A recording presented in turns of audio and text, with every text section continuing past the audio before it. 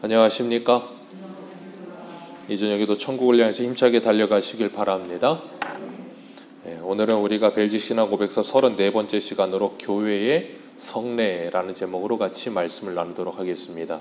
교회의 성례. 우리가 그동안 계속 교회에 대해서, 이 교회론에 대해서 계속해서 배우고 있는데, 참된 교회의 세 가지 표지가 있다 그랬어요. 참된 교회의 세 가지 표지는 올바른 말씀의 선포. 여기서 중요한 건 올바른입니다. 말씀의 선포는 어디나 다 합니다. 그런데 올바른 말씀의 선포, 그리고 올바른 성례의 시행, 그리고 성경에 의한 권징, 이 세 가지가 있어야 참된 교회다 그랬어요. 그리고 그 교회의 임직자들은 하나님께서 말씀하신 근거에 선출되는데 합법적인 방법으로 선출되어야 하며, 그들을 통해서 하나님은 교회의 질서를 세우시고 성도들을 보호하시며 가르치시며 몸된 교회를 세워가신다 그랬어요. 아멘이십니까? 그렇기 때문에 하나님은 누구를 통해서? 저와 여러분들을 통해서 새소망교회를 세우시고 지금 새소망교회를 양육하고 계시는 겁니다. 다른 무엇이 아니에요. 하나님은 우리에게 오늘날 어떤 직통 계시로 하나님의 일을 하시는 게 아니라 하나님께서 완성하신 계시의 말씀을 통하여, 그리고 교회와 목회자와 직분자들을 통하여 하나님은 하나님의 양들을 먹이시고 입히시고 양육하세요. 그래서 요한복음에 예수님께서 베드로에게 뭐라 그래요? 네가 나를 사랑하느냐? 내 양을 먹이라, 내 양을 치라 하면서 베드로에게 부탁하시지 예수님이 직접 하시지 않으세요. 그죠? 우리가 잘 기억해야 됩니다. 그렇기 때문에 하나님은 지금도 하나님의 사람들을 통하여 하나님의 일을 하고 계신다는 걸 기억해야 돼요. 그걸 우리가 인정하지 못하면 우리가 하나님의 주권을 자꾸 인정을 못하게 돼요. 우리가 그런 것에 대해서 분명한 지식이 필요한 것입니다. 그래서 교회는 올바른 말씀의 선포와 바른 성례의 시행과 그리고 말씀에 근거한 권징이 반드시 있어야 하고, 또한 오늘 우리가 살펴볼 부분은 오늘부터 이제 한 3, 4주 동안 뭘 살펴볼 건가 하면 교회의 성례에 대해서 살펴볼 거예요. 교회의 성례라고 하면 두 가지가 있는데 성찬과 세례가 있습니다. 이것은 예수님이 정하신 것입니다. 마태복음 28장에 예수님께서 승천하시면서 제자들에게 명하신 게 뭐예요? 아버지와 아들과 성령의 이름으로 세례를 베풀고, 그러면서 예수님께서 세례를 베풀라고 정하셨어요. 누가복음 22장에서 예수님께서 제자들에게 최후의 만찬을 하시면서 성만찬을 제정하셨어요. 그리고 고린도전서 11장에서는 주님이 다시 오시는 그날까지 이것을 기념하며 행할지니라 그렇게 말씀하셨단 말이에요. 그렇기 때문에 우리는 이 땅에서 주님이 다시 오시는 그날까지 세례와 성찬은 뭐예요? 계속되는 거예요. 그리고 세례는 우리가 평생에 한 번 받습니다. 그리고 성찬은 자주 시행합니다. 그래서 우리 교회 같은 경우는 봄, 가을에 2번 하고 있는데 그 횟수를 늘려도 상관은 없어요. 예전에 초대교회 때는 애찬이라고 해서 매 주일마다 모여서 했어요. 그게 크게 문제는 되지 않지만 이제 우리 대부분의 이 개혁교회 안에서 특히 우리나라 안에서는 한 2번에서 3번 정도 하더라고요, 1년에. 그런데 그것 횟수를 더하든 덜하든 그건 문제는 되진 않습니다. 어쨌든 간에 하나님께서는 우리들에게 성례를 제정해 주셨는데 그게 뭐라고요? 세례와 성찬이다. 그리고 하나님께서 우리에게 하나님의 은혜를 주시는 방편으로 주신 것이 3가지가 있는데 그게 뭐냐면 은혜의 방편, 이것을 통해서 하나님이 은혜를 주시겠도록 정하셨다는 거예요. 그게 뭐냐면 첫 번째가 말씀이고, 두 번째가 기도고, 세 번째가 성례예요. 그러니까 우리는 세례를 받으며 하나님의 뭘 받아요? 은혜를 받는 거예요. 성찬을 행하면서 뭘 받아요? 하나님의 은혜를 받는 거예요. 말씀을 듣고 말씀을 읽으면서 뭘 받아요? 하나님의 은혜를 받는 거예요. 기도를 하면서 뭘 받아요? 하나님의 은혜를 받는 거예요. 아멘이십니까? 그래서 기도하면 뭐 하신다 그랬어요? 빌립보서 4장에 우리의 마음과 생각을 지켜주시며 우리를 하나님과 함께하게 하시는 거예요. 그리고 은혜를 주시고 힘을 주시니까 기도하면 뭐예요? 담대해지죠. 말씀을 들으면, 그리고 말씀을 읽으면 은혜를 받아요. 소망이 생겨요. 그러니까 성도가 뭐예요? 힘을 얻죠. 그리고 성찬과 세례를 통하여서 뭐예요? 은혜를 받아요. 그래서 뭐예요? 힘을 얻는 거예요. 그러니까 하나님께서는 그렇게 은혜의 방편들을 사용하셔서 이 땅을 살고 있는 우리들이 믿음을 지켜내며 살아갈 수 있도록 뭐 하세요? 도와주시는 거예요. 아멘이십니까? 그렇기 때문에 은혜의 방편을 열심히 사용해야 되는 거예요. 나는 은혜를 못 받는다? 아니요. 은혜의 방편을 사용하지 않고 있는 거예요. 하나님이 사용하라고 주셨는데도 내가 쓰지 않고 있는 거예요. 그러면서 감나무 밑에 누워가지고 감 떨어지기만을 바라듯이 그렇게 기다리고 있으면 되는 게 아니에요. 하나님은 하나님을 찾으라 그랬고 두드리라 그랬고 부르라 그러셨어요. 그러면 찾을 것이고 열릴 것이고 만나질 것이고 하나님이 분명히 약속하셨거든요. 그 약속의 말씀을 붙들고 우리는 뭐예요? 하나님께 더욱더 열심히 나아가는 거예요. 그래서 세례 요한 이후로 천국은 뭐 한다고요? 침노를 당하나니 침노하는 자들의 것이 된다 그러셨어요. 있는 자는 더하여 줄 것이고 없는 자는 그 있는 것도 빼앗겨지리라. 그게 천국의 비밀이에요. 그게 원리이고, 하나님은 우리들에게 하나님에 대한 적극성과 하나님에 대한 사모함이 날마다 더하도록 하시는 거예요. 그렇기 때문에 성도는 하나님에 대한 관심이 많습니다. 아멘이십니까? 그 이유는 하나예요. 사랑해서요. 하나님을 사랑하고 하나님에 대해서 관심이 많은 사람들은 그 하나님을 열정적으로 더 가까이 하게 돼 있어요. 이 세상에서도 우리가 관심 있는 것들은 뭐예요? 눈여겨봅니다. 그리고 관심 있는 것들은 우리가 찾아서 보고 관심 있는 것은 우리가 찾아도 가죠. 그게 내가 거기에 관심이 있고 사랑하기 때문에 그런 거예요. 우리가 하나님을 찾는 이유가 그것 때문인 거예요. 그렇기 때문에 우리는 내 안에 먼저 그 하나님을 향한 사랑과 은혜가 늘 이게 메마르지 않도록 뭐 해야 돼요? 하나님 앞에 엎드려야 되는 거예요. 하나님께서는 우리에게 하나님의 은혜를 주시는데 그 방편으로 성례를 사용하신다 그랬어요. 여기 우리 신앙고백서 첫 번째 부분, 첫 번째 단락 우리 다시 한번 읽어볼까요? 시작. 우리는 우리의 은혜로우신 하나님이 우리의 연약함과 결함을 아시고, 거기까지만 읽습니다. 여기 보면 하나님이 우리의 무엇을 아시고요? 연약함과 결함을 아시고, 우리의 연약함과 결함을 아신대요. 그 말은 뭐냐면 우리가 하나님의 말씀을 듣고 이 말씀이 자꾸 어떻게 돼요? 새요. 자꾸 흘러가요. 말씀이 눈에 보이지 않다 보니까 사람은 눈에 보이는 것에 굉장히 좀 약하잖아요. 그러다 보니까 눈에 보이지 않는 말씀을 듣는 걸로 우리에게 완전하지 않다고 생각하시는 거예요. 연약하니까. 그래서 뭐 하시냐면 성찬과 세례를 우리에게 허락하신 거예요. 그걸 통해서 뭐예요? 어거스틴이라고 하는 사람은 성찬을 눈에 보이는 하나님의 말씀이다 그랬어요. 그러니까 우리가 귀로 듣는 이 말씀을 하나님께서 성찬과 세례를 통해서 뭐 하세요? 눈으로 보며 먹으며 만지며 그걸 통해서 우리의 오감을 통하여 뭘 하게 하세요? 하나님의 말씀을 경험하게 하시는 거예요. 그렇게 해서 뭐예요? 우리의 믿음을 더욱더 강화시키는 거예요. 그래서 여기 보세요. 첫 번째 부분, 결함을 아시며, 그 다음 읽습니다. 시작. 우리에게 그분의 약속을 인치시고 우리를 향한 하나님의 선하신 뜻과 은혜의 보증이 되시며 우리의 믿음을 키우고 강하게 하기 위해 우리에게 성례를 제정해 주셨습니다. 여기서 중요한 것, 성례를 제정해 주신 이유가 뭐예요? 우리의 믿음을 키우고 강하게 하기 위해서. 믿음은 어디에서 나와요? 로마서 10장 17절 들음에서. 하나님의 말씀을 들으면서 하나님이 선물로 주세요. 그리고 그 믿음을 가진 성도에게 하나님이 성례와 성찬과 세례를 통해 뭐 하세요? 그 믿음을 키우고 강하게 하신다. 그래서 우리의 믿음이 견고해지게 하신다. 듣는 것으로만 끝내지 않으시고 보여지게끔 해주신다, 그 말이에요. 그래서 가톨릭에서는 이런 성상들을 많이 만들어요. 천사 이렇게 조각상들 많잖아요. 천주교 가보면. 안 가보셨어요? 네, 천주교 가면 천사 모양도 있고 마리아 모양도 있고 예수님 모양도 있고 뭐 이런 것들 베드로며 뭐 다 만들어놨어요. 인형처럼 조각도 해놓고. 그러면서 그런 것들을 만들어 놓는데, 그런 걸 만들어 놓은 이유가 뭐냐면 칼빈 시대 중세에 종교개혁이 일어날 때에 가톨릭에서 주장했던 건 뭐냐면 일반 성도들은 우매하다는 거예요. 예, 자기들이 우매하게 만들어 놓고 각자 자기 나라 언어로 성경을 번역해서 읽게 해주면 누구나 읽을 수 있을 텐데 그렇지 못하게 만들어 놓고서는 이 사람들은 이 라틴어 모르니까 성경 모른다. 그러니까 이런 거 보면서 하나님을 조금 알라고 이런 걸 만들어 둔 거다라는 거예요. 주님은 분명히 우리에게 뭐라 그랬어요? 이 계명에서 아무 형상도 만들지 말라 그랬는데. 그래서 칼빈이 한 말이 뭐냐면 이런 거 형상 그냥 집체만큼 무더기로 만들어 놓은 것보다 하나님의 말씀을 가르치는 게 더 확실하다고 그랬어요.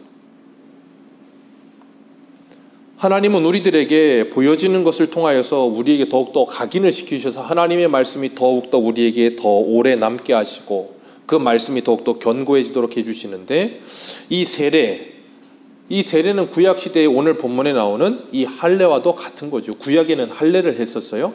하나님께서 오늘 본문의 7절에 뭐라 그러세요?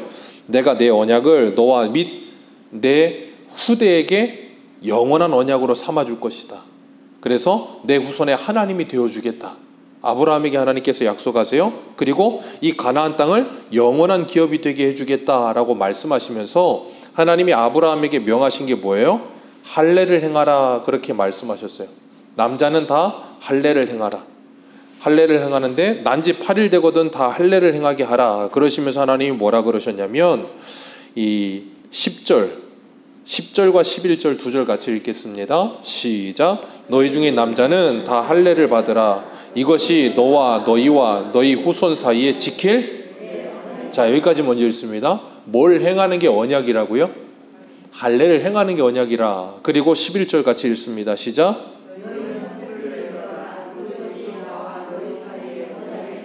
네, 남자가 포경 수술을 하는 것, 그와 같이 표피를 제거하는 것, 그게 뭐라고요? 언약의 표징이다. 그게 있으면 이 사람은 뭘 지킨 거예요? 10절에 이게 바로 뭐다? 내 언약이다. 그걸 행한 사람은 저 사람 하나님의 언약을 지키는 사람이구나 하고 눈에 보여지게끔 확인을 시키셨다, 그 말이에요. 그것을 통하여서 뭐하게 하셨는가 하면 그들이 하나님의 언약 백성이요 거룩한 하나님의 백성이라는 것을 인쳐주셨다, 그 말이에요. 하나님께서 그렇게 인을 쳐주셨다는 거예요. 그렇기 때문에 이 두 번째 문단 한번 읽어볼까요? 벨지신앙고백서 두 번째 문단 같이 읽습니다. 시작. 하나님은 복음의 말씀에 성례를 결합시키셔서 우리의 감각이 하나님의 말씀에 드러난 하나님의 뜻과 우리의 마음에 이루시는 하나님의 일을 더 잘 깨닫게 하십니다. 이를 통해 우리에게 베푸시는 구원을 우리 안에서 확인시키시고 확증하십니다. 성례는 내적이며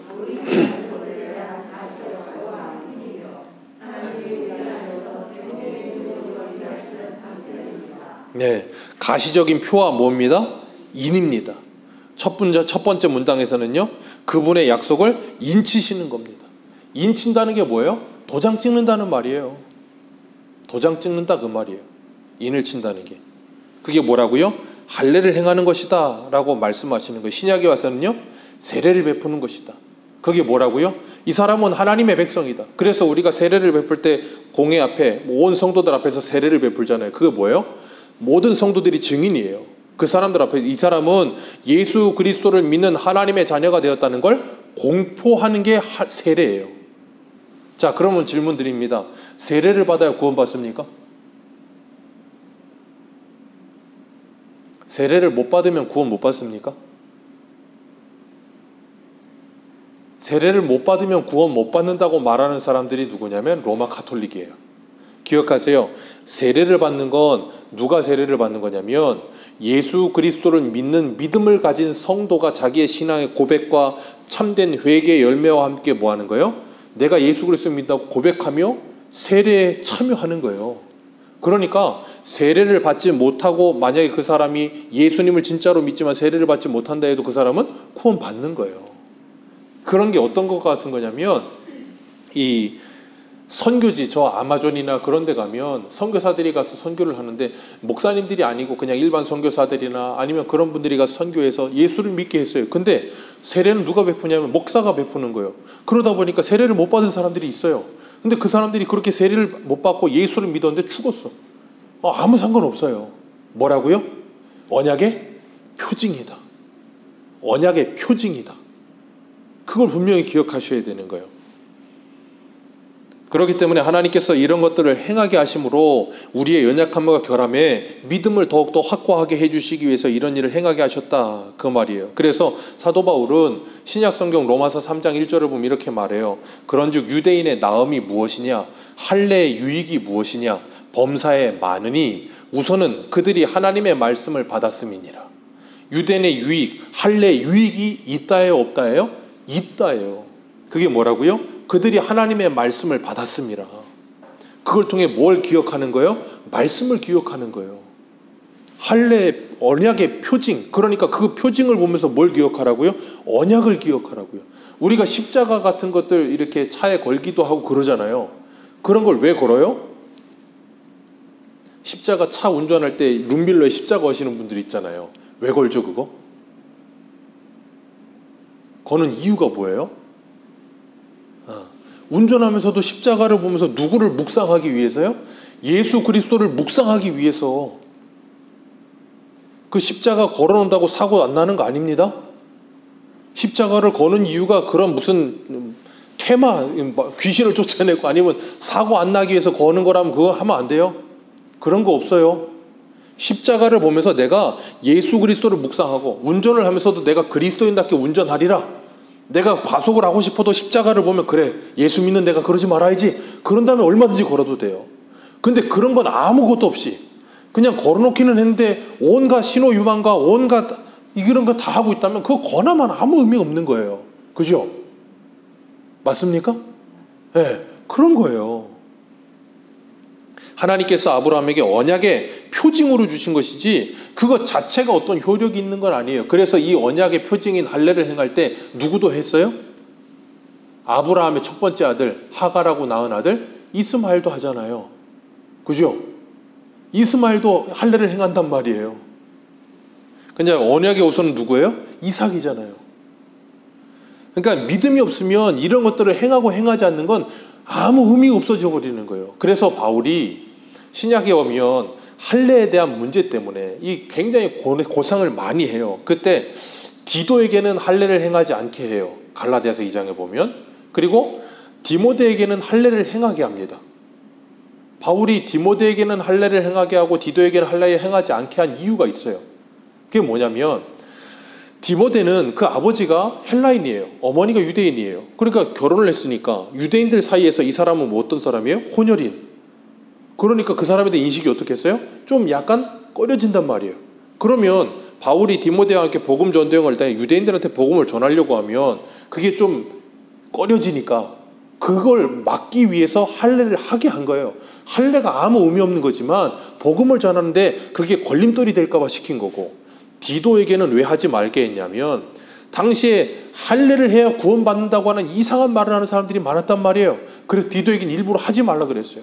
그러니까 할례는 신약이 오고 나면 예수 그리스도 안에서 할례는 세례로 변했고 그것은 완성되었기 때문에 더 이상 아무 의미 없는 거예요. 그런데 그걸로 의미를 가지려는 사람들이 있었어요. 우리 한 군데만 읽어봅니다. 갈라디아서 신약 성경 6장 한번 보세요. 갈라디아서 6장 11절. 여기 보면 우리가 잘 아는 유명한 말씀이 나와요. 갈라디아서 6장 11절.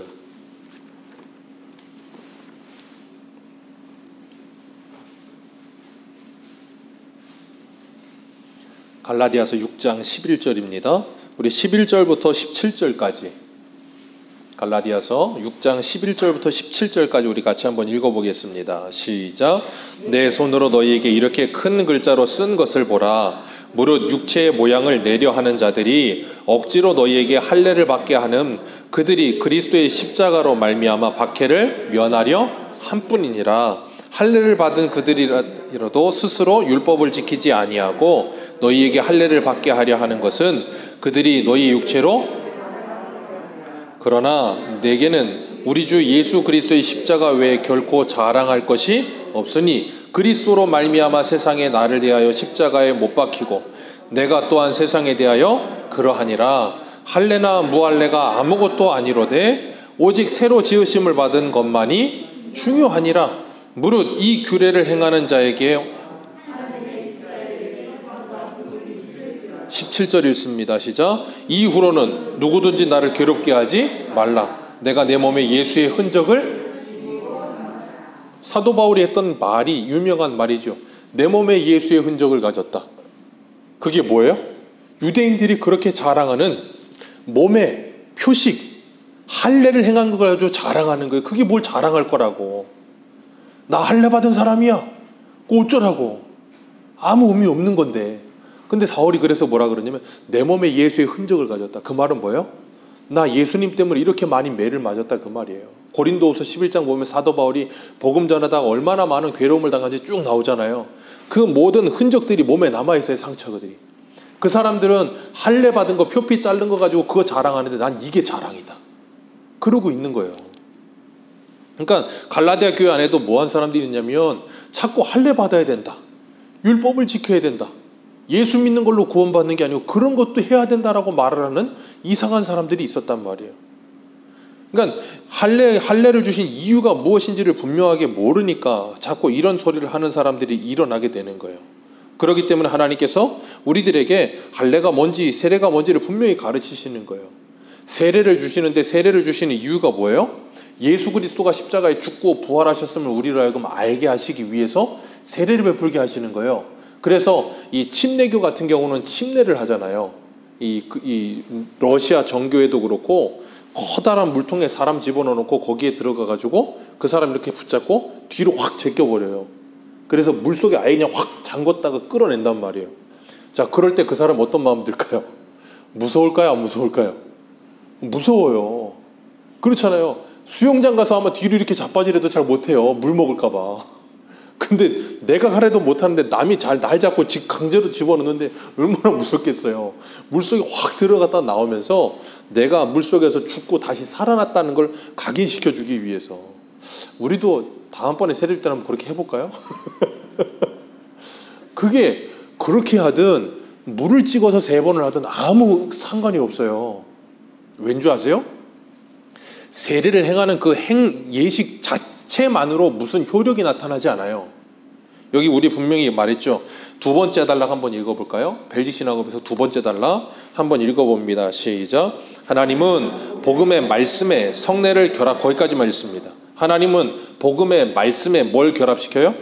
성례를 결합시키는 거예요. 그러니까 말씀이 먼저예요? 성례가 먼저예요? 말씀이 먼저란 말이에요. 아까도 말씀드렸잖아요. 믿음은 들음에서 나고 그 들음을 강화시키고 키우는 게 성례라 그랬잖아요. 그러니까 우리가 세례를 베풀 때도 뭐와 함께 세례를 베풀어요? 말씀과 함께 세례를 베풀어야 되는 거예요. 성찬을 행할 때도 말씀과 함께 성찬을 베는. 그래서 성찬을 하기 전에 말씀을 나누잖아요. 그죠? 이게 무슨 의미인지 분명히 알고 세례를 베풀 때도 이게 무슨 의미인지 분명히 알아야 그게 내게 효력이 되는 거예요. 그러지 않으면 세례를 받는 거 아니면 성찬을 행하는 게 내게는 아무런 효력이 나타나지 않아. 그게 뭐의 방편이라고요? 세례와 성찬이? 은혜의 방편이라 그랬잖아요. 그걸 받으면서도 은혜를 못 받아. 왜요? 이게 무슨 의미인지 잘 모르니까. 그러니까 교회에서 세례를 받기는 받았는데 이게 뭘 뜻하는지를 잘 모르는 거예요. 하나님은 우리들에게 분명히 보이지 않는 하나님의 말씀을 귀로 듣고 그리고 눈으로 보며 몸으로 체험하게 하셔서 우리의 오감으로 하나님의 말씀을 깨닫기를 원하시는 거예요. 그렇기 때문에 세례와 성찬을 통해서 하나님의 자녀됨을 확인시켜 주는 거예요. 어떻게 확인시켜줘요? 우리 여기 2번째 단락 읽었었죠? 여기 2번째 단락에 밑에서 2번째 성례는 내적이며 보이지 않는 것에 대한 내적이며 보이지 않는 게 뭐겠어요? 내 믿음 그리고 구원받음. 그것이 눈에 보이지는 않잖아요. 그죠? 맞습니까? 구원받은 게 눈에 보여요? 안 보이잖아요. 그걸 어떻게 해요? 가시적인 표와 인으로 우리에게 주신 거라니까요. 그러니까 내가 세례를 받으면서 뭐예요? 내가 하나님의 구원받은 자녀라는 것에 대한 분명한 확신을 갖는 거예요. 그리고 성찬을 행하면서 뭐예요? 예수 그리스도가 나를 위해 십자가에 죽으시고 피 흘려 주셔서 나를 구원해 주셨다는 것에 대한 확신을 갖는 거예요. 그러니까 내 믿음이 흐려질 때 우리는 뭐예요?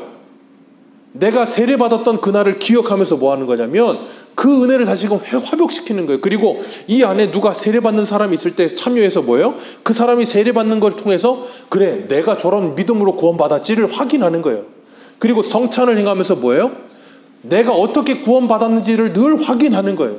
그래서 여기 보시면 마지막 문장 벨지 신앙고백서 맨 마지막 문장 같이 한번 읽습니다. 시작. 더욱이 우리는 우리 주 그리스도께서 제정하신 이 2가지 성례 즉 세례와 우리 주 예수 그리스도의 거룩한 만찬인 성례에 만족합니다.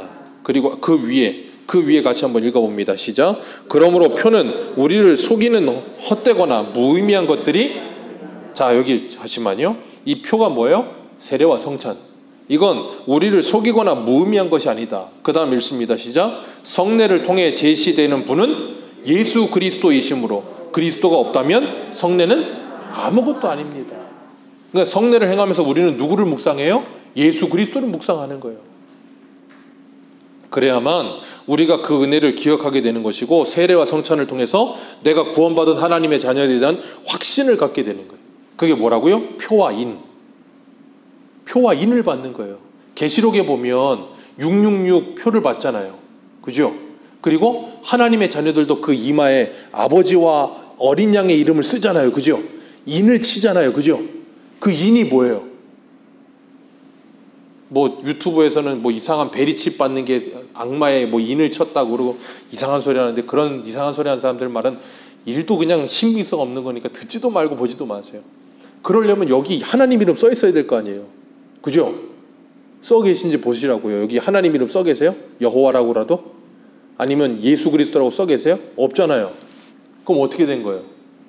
왜 우리 이마에는 하나님과 어린 양의 이름이 써 있잖아요. 인치심이 뭐예요? 세례와 성찬으로 우리가 인침받았다는 걸 확인하는 거예요.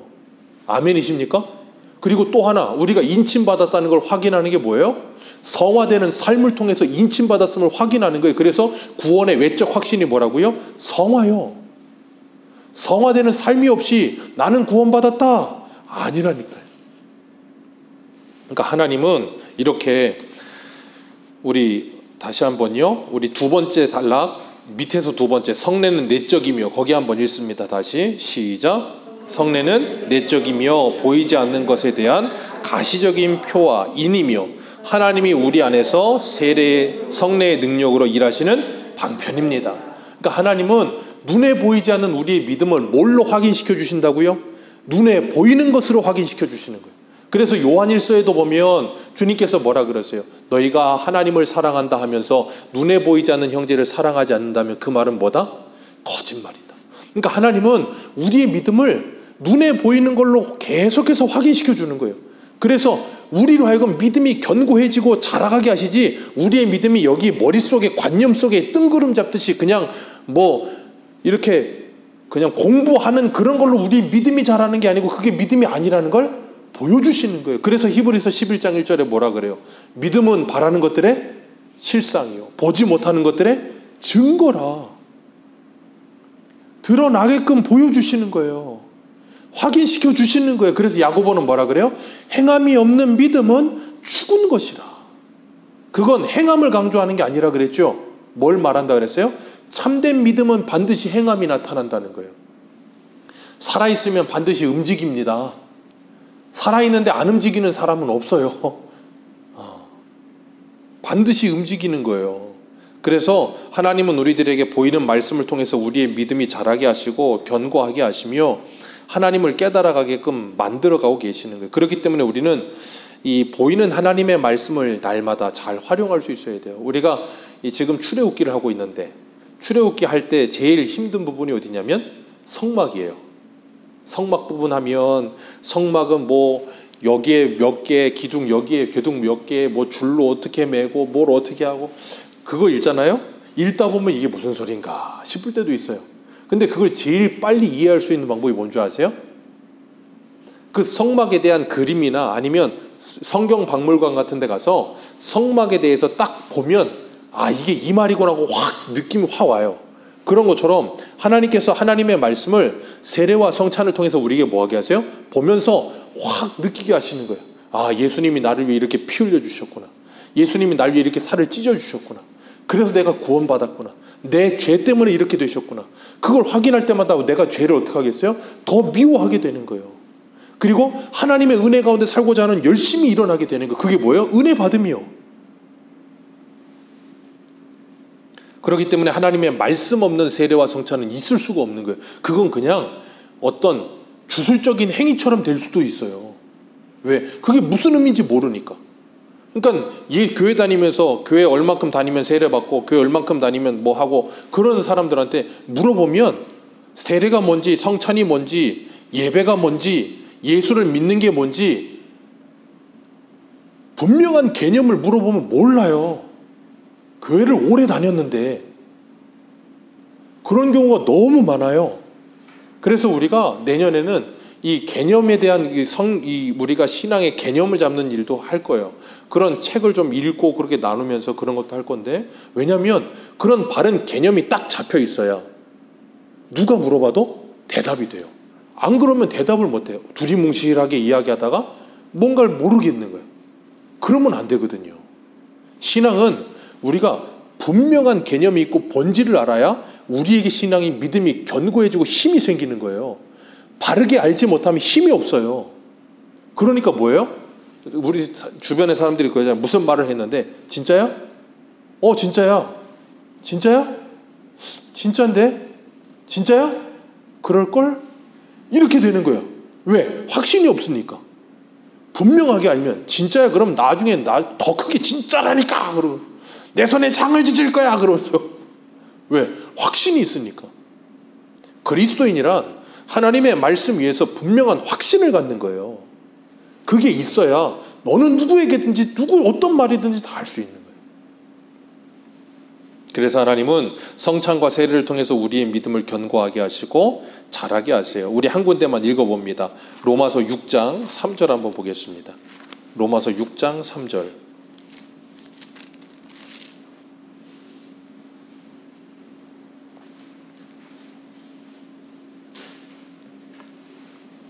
로마서 6장 3절입니다. 3절과 4절 같이 읽겠습니다. 시작. 무릇 그리스도 예수와 합하여 세례를 받은 우리는 그의 죽으심과 합하여 세례를 받는 줄 알지 못하느냐.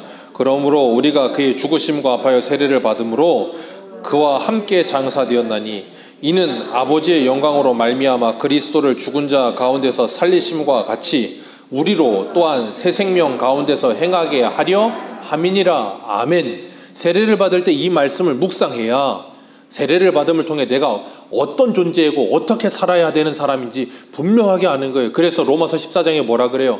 우리가 살아도 주를 위해 살고 죽어도 주를 위해 죽나니 우리가 사나 죽으나 우리는 누구의 것이로다? 주의 것이로다. 예수 그리스도께서 그것을 위해 십자가에 죽으시고 부활하셨느니라. 그게 뭐라고요? 세례. 그 세례를 받을 때 나는 어떤 존재라는 거 고백하는 거예요. 난 이제 살아도 주를 위해 살고 죽어도 주를 위해 죽는다. 그걸 분명히 고백하는 신앙을 가지고 세례를 받는 거예요.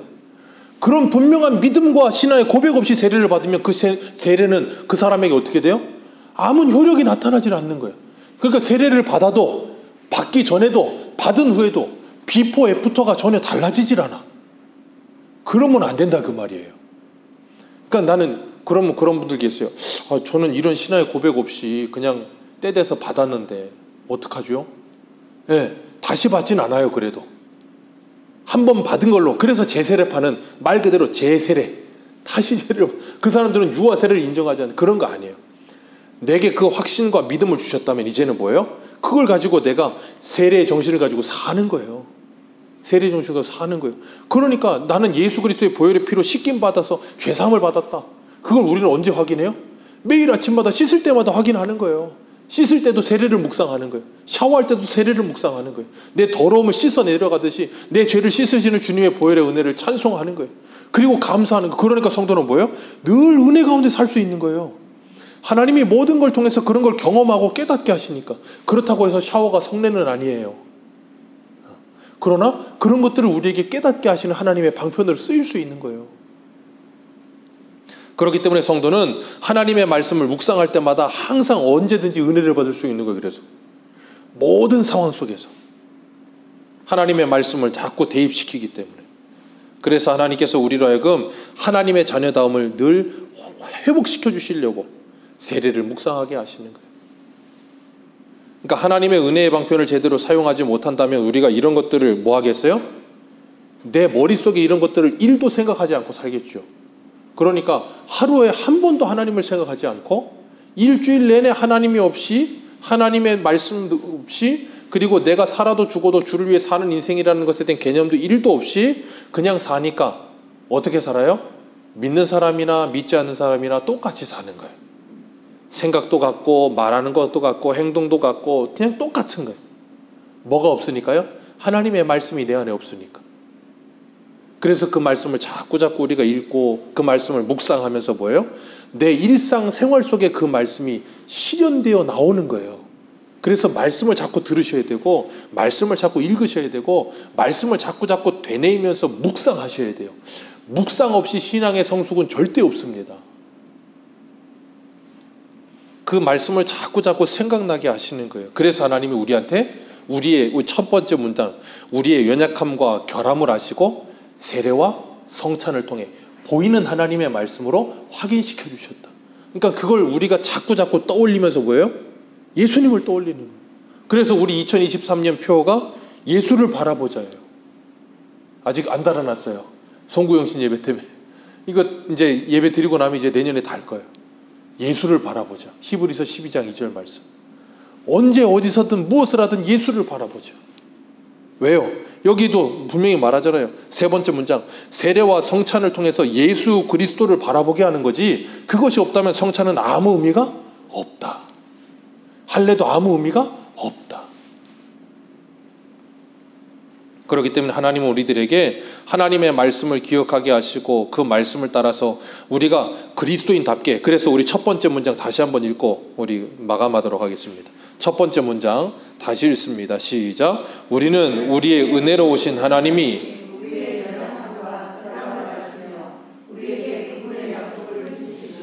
우리를 향한 하나님의 선하신 뜻과 은혜의 보증이 되시며 우리의 믿음을 키우고 강하게 하기 위해 우리에게 성례를 제정해 주셨음을 믿습니다. 그걸 통해서 뭐 한다고? 우리의 믿음을 강하게 하시고 키우시고 견고하게 하셔서 은혜의 보증으로 주셨다. 난 하나님의 자녀다. 확신을 갖게 하시고, 그래서 하나님과 더욱더 가까워지게 하시고, 그렇기 때문에 이 성만찬, 이 세례와 성찬 참여하는 일은 중요할까요? 중요하지 않을까요? 정말로 중요한 거예요. 너무너무 중요한 거예요. 근데 오늘날의 사람들은 그걸 그렇게 중요하게 여기지를 않아. 그러다 보니까 교회에서 권징을 할 때도 출교 바로 직전에 하는 권징이 뭐냐면 수찬정지라고 하는 거예요. 그게 뭐냐면 성찬에 참여하지 못하게 하는 거예요. 성찬에 참여하지 못하게 한다는 건 그 사람이 출석은 해 있는데 성찬식을 하는데 성찬에 떡과 포도주를 못 받게 하는 거예요. 그걸 하면서 뭐 하냐면 그 사람이 눈으로 보는 거예요. 아, 이 성찬이 바로 예수님이 나를 위해 죽으시고 살을 찢으시고 피를 흘려 나를 구원하신 그 은혜인데 내가 여기에 뭘 하지 못해요? 참여하지 못하는구나. 난 지금 어디에 있구나? 그리스도 밖에 있구나를 눈으로 확인시키는 거예요. 그래서 그 사람이 지금 지은 죄가 자기 마음으로 뭐 이 정도야 라고 생각하며 아무렇지도 않게 여기던 그 죄가 얼마나 큰 죄인지를 눈으로 확인하면서 정신을 차리게 만들어서 회개하게 만들기 위한 방편으로 쓰이는 거예요. 근데 오늘날은 성찬을 해도 아무런 감흥이 없고, 왜? 성찬을 묵상하지 않으니까. 말씀을 묵상하지 않으니까. 그래서 교회에서 성찬을 행할 때는 한 주일 전에, 2주 전에, 일주일이나 2주 전에 광고를 드리는 이유가 그 성찬을 묵상하고 이 말씀들을 묵상하면서 그 성찬의 의미가 어떤 건지를 분명하게 기도하는 가운데 깨닫게 하기 위해서 준비하는 거예요. 그리고 참여해야 하나님의 은혜가 풍성히 임하는 거예요. 그렇기 때문에 우리가 정말 이 성찬과 세례를 우리에게 주셔서 우리의 믿음을 키우시고 강하게 하시며 우리에게 은혜의 방편으로 주신 그 은혜를 잘 활용하고 받으며 여러분의 일상생활 속에서 하나님의 은혜가 충만한 그리스도인으로 살게 되시기를 주님의 이름으로 축복합니다. 기도하겠습니다.